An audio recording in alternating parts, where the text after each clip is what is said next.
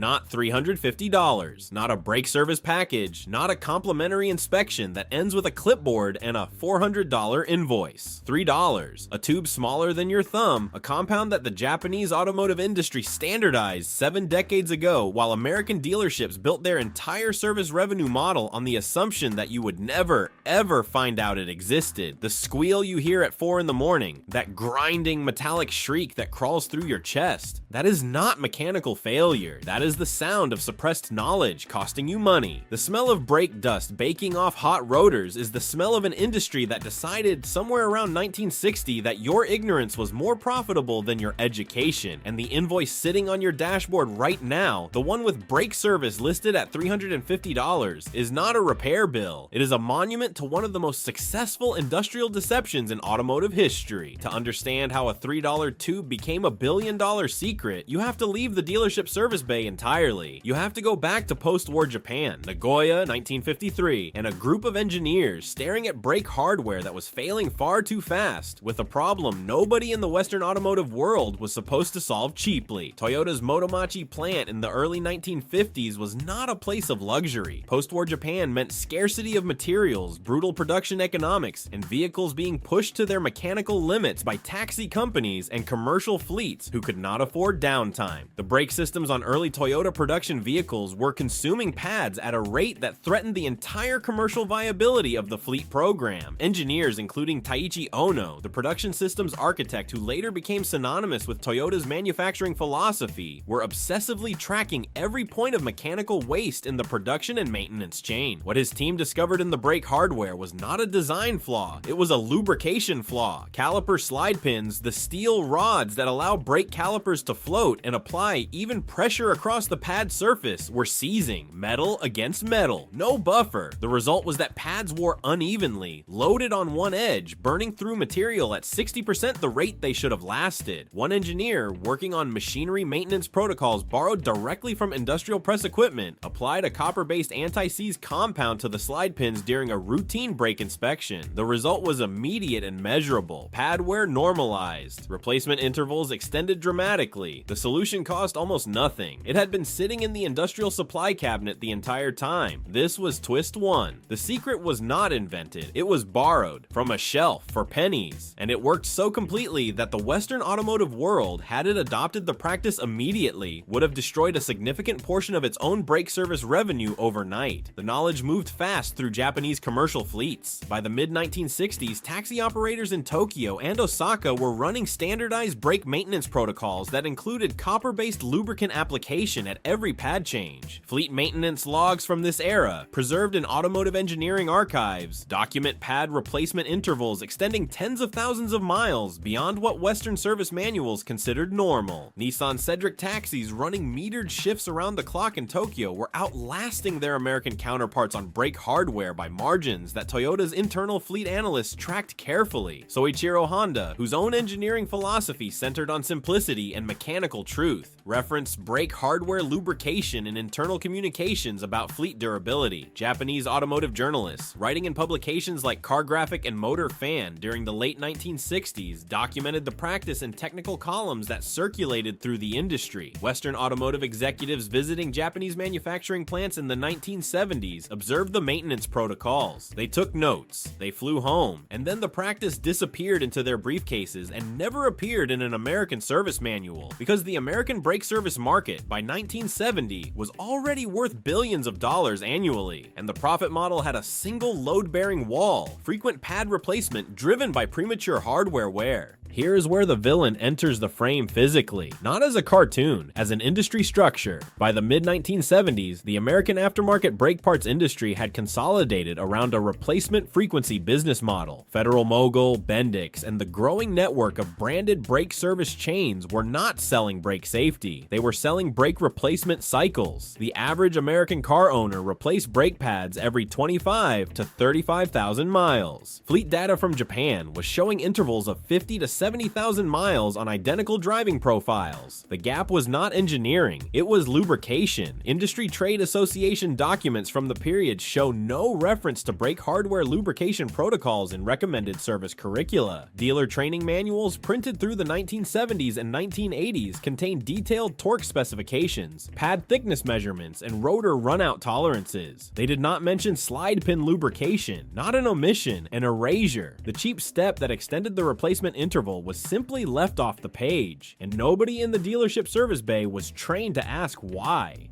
The science behind the secret is not complicated, but the industry preferred that you never encounter it. Caliper slide pins operate under thermal cycling that can push brake corner temperatures past 900 degrees Fahrenheit during hard driving. Without lubrication, the steel pins corrode and bind inside their rubber-booted bores. A seized slide pin causes the caliper to apply asymmetric pressure. One side of the pad contacts the rotor under full load. The other side floats. The result is diagonal wear, edge loading, and pad material burning off at a rate that has nothing to do with how hard you brake and everything to do with whether someone spent 90 seconds applying the right compound during the last service. The tribological principle, tribology being the branch of engineering that studies friction between surfaces in relative motion, was well understood in academic literature by the 1960s. Society of Automotive Engineers technical literature from the period includes analysis of brake hardware seizure as a primary driver of premature pad wear. The compound creates a lubricating molecular barrier, measured in hundredths of a millimeter, that survives thermal cycling across thousands of heat and cool events without breaking down. This is not folk wisdom, this is documented material science. And the industry built a $6 billion annual market pretending it had no practical application to your brake calipers. Then came Twist 2, and it arrived dressed as a premium service. Walk into any dealership service department in America today and ask for a brake job. The service advisor will hand you a quote that includes brake hardware kit, caliper service, friction surface preparation, and system lubrication. The total will approach $350 before you have agreed to anything. Pull apart the line items. The hardware kit contains slide pins and boots that cost $12 wholesale. The caliper service is a 90-second application of lubricant. The compound itself, the entire active ingredient in the procedure, costs under $3 at any auto parts retailer. A former service department manager with 22 years inside a major manufacturer's dealership network described the brake service package as the single highest margin item in the service bay, with labor markup on the lubrication step alone representing over $100 of pure extraction. Consumer advocacy studies examining dealership service pricing have repeatedly flagged brake service packages as among the most aggressively marked up routine maintenance items in the industry.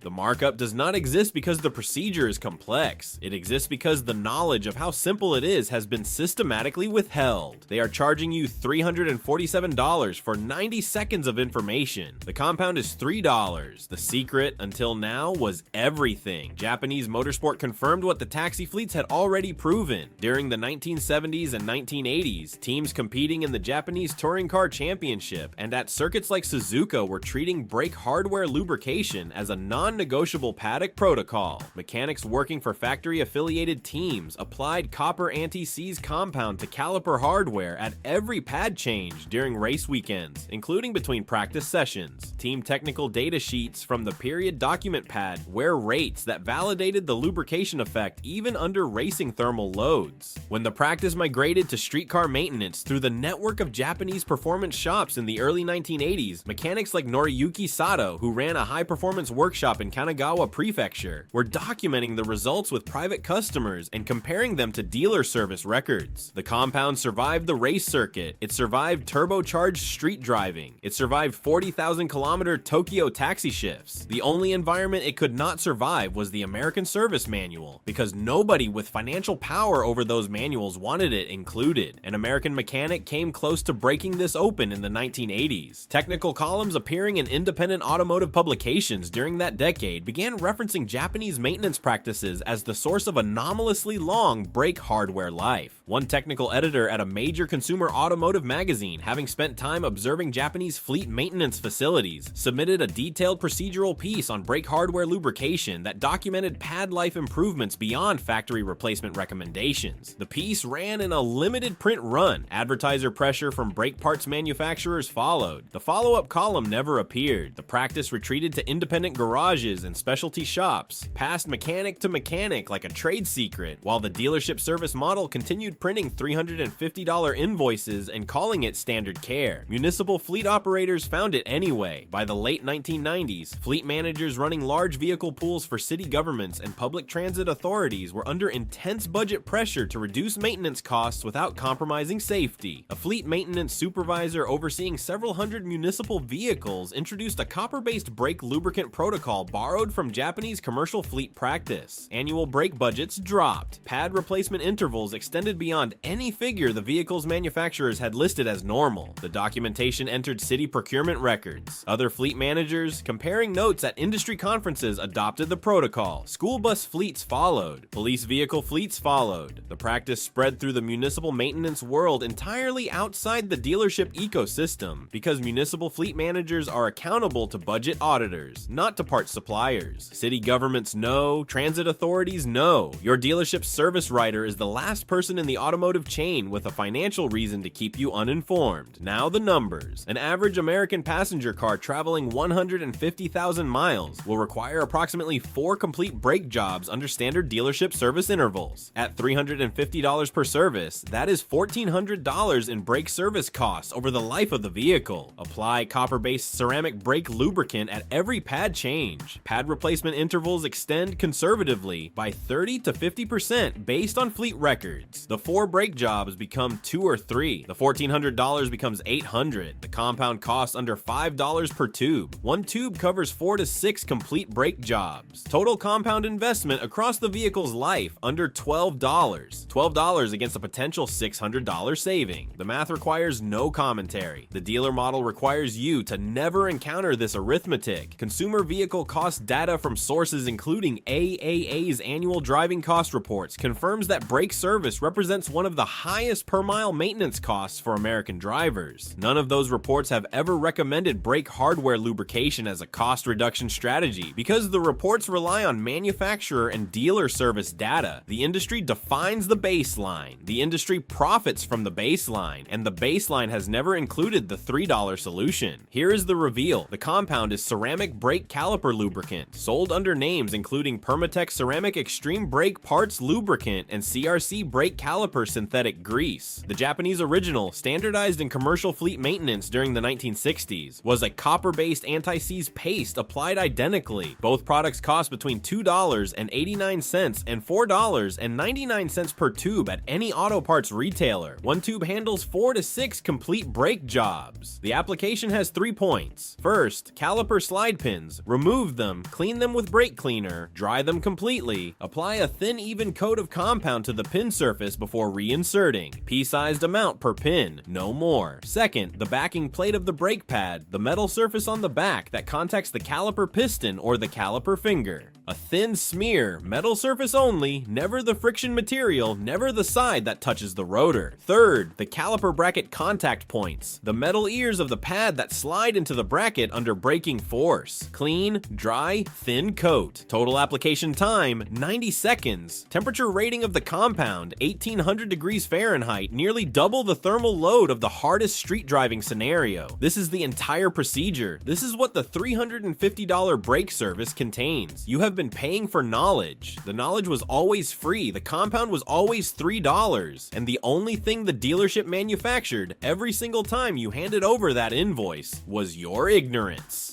The trick is not the compound. The trick is knowing exactly where it goes. Now you know. The proof stack is now complete. Japanese taxi fleet logs extending pad life across decades. Racing circuit validation at Suzuka under full competition thermal load. US municipal fleet procurement records documenting budget reductions. Consumer cost analysis confirming the $600 lifetime saving potential. Chemical specification sheets confirming 1800 degree thermal stability. Automotive engineers engineers examining brake hardware seizure as the primary driver of premature wear. 7 decades, 3 continents, under $5 at any parts counter within driving distance of wherever you are sitting right now. The dealer service bay is a machine built on a single structural assumption that you will walk in without this information, accept the clipboard, sign the estimate, and leave with lighter pockets and no cleaner understanding of what just happened. That assumption just failed. The Japanese knew in 1953. The fleet managers confirmed it by the mid-1970s. The racers validated it through the 1980s. A $3 tube is sitting on a shelf at your nearest auto parts store right now, waiting. The only person the industry successfully kept in the dark. Across 70 years of fleet logs and racing data and suppressed columns and municipal procurement records was you. Not anymore. $3, 90 seconds. The invoice stays in the drawer.